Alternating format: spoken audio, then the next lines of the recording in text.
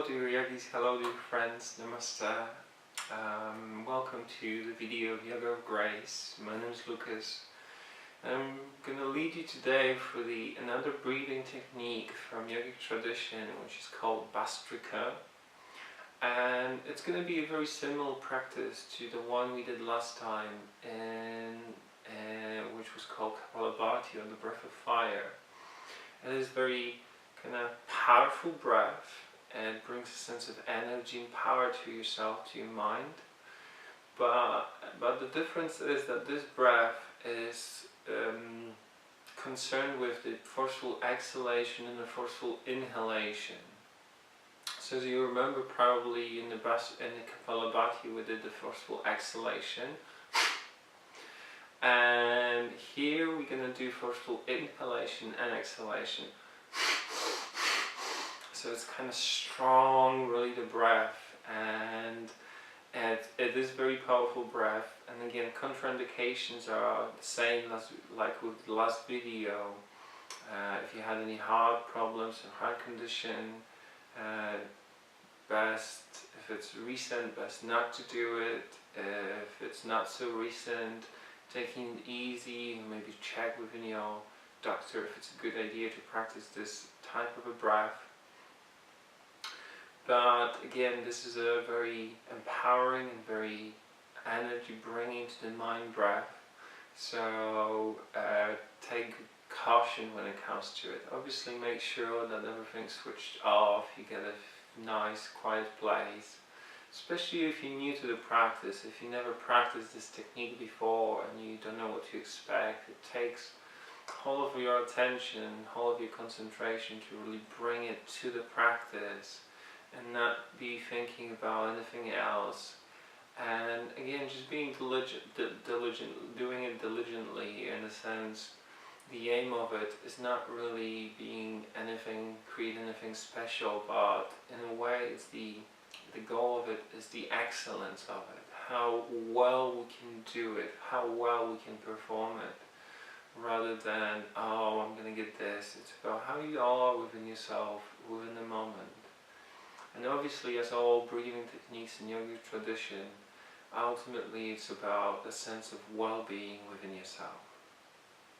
If it doesn't create a sense of well-being, or a greater sense of well-being, what would be the purpose to practice it? So, on that note, I invite you to sit in your mat, find a quiet place, make sure no one will disturb you, and I invite you to kind of start. So before we're gonna go into the main practice, I'm first gonna explain a little bit in more detail.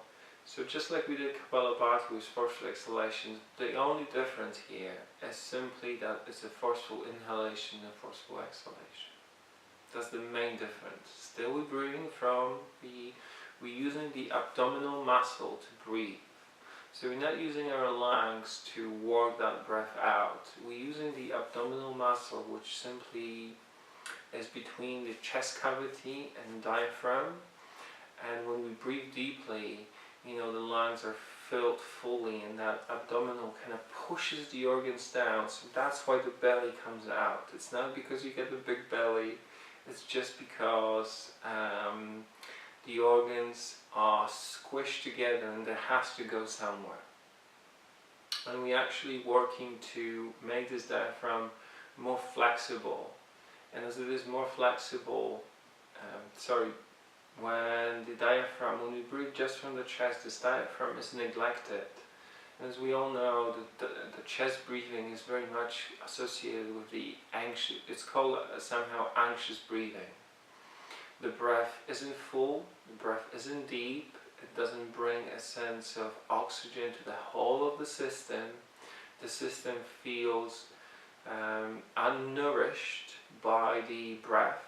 So as we know, it's not only the food, it's not only the water and the drinks we have to kind of provide for the body, but it's also the breath. And the breath seems, I wouldn't say the most important, because without food the body dies as well.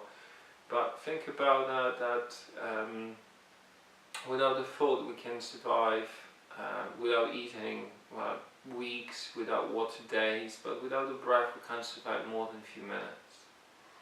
So that's how essential really the breath is for the survival, in a sense, for the maintaining of the whole system to work properly.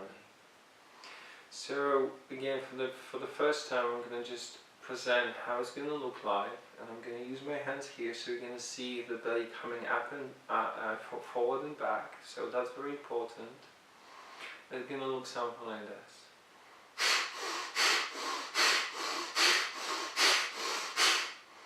And so on and so on. Again, at the end of each repetition, you're going to take a deep inhale, hold and retain the breath, and then exhale and relax. And you're going to take a few moments to just simply stay with it. And because of this practice is even more powerful than Kapalabhati, we're going to just start with 10 repetitions for each, 10 breaths for each repetition. So there's going to be 3 repetitions each breath, 10 breaths each.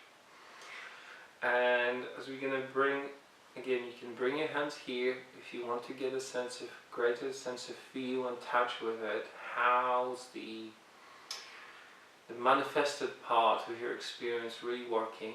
Because that's the one way we can really find out if it's done correctly or not.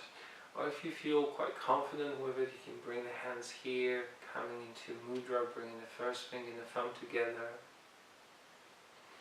And again, just gathering your concentration, gathering the energies of the mind from wherever they are and however the best you can. And again, don't worry about counting, just focus on how much fulfillment can you really find within this practice. So again, we're going to start in a moment.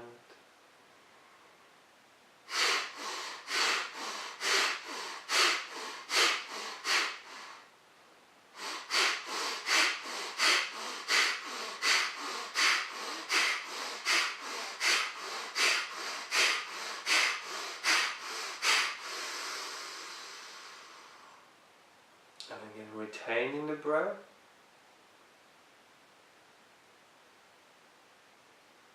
And then just letting it slowly flow out from yourself out.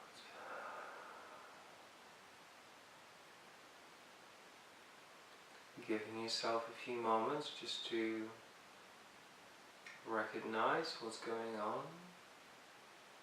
Simply being aware of the whole body-mind experience. And again, we're going to go into a second round.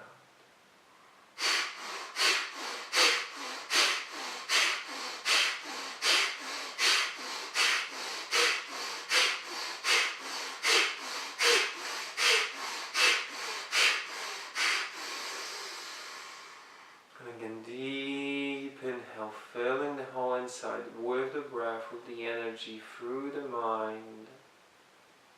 And then exhaling slowly.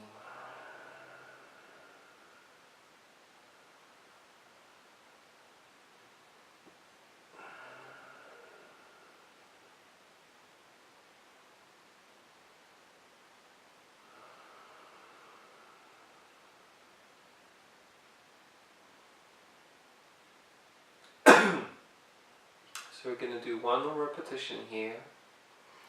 Again, don't worry if the mind says, oh, I didn't do it perfectly. That's okay, no worries.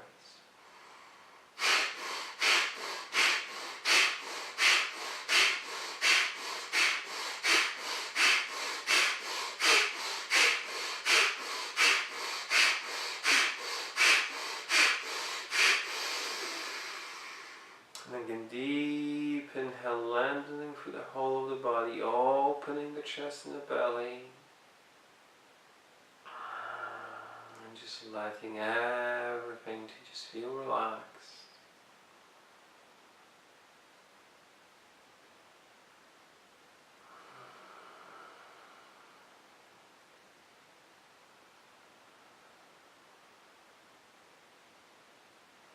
And here we're going to stay for a moment. Again, always to give yourself at least a moment to really get a feel of what the benefits the practice brought.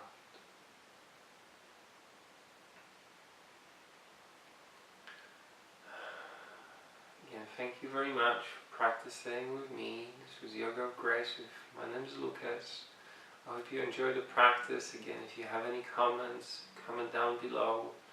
Positive or negative, maybe you get some questions that you would like to ask about it. May you always be happy and may you always be peaceful. Namaste.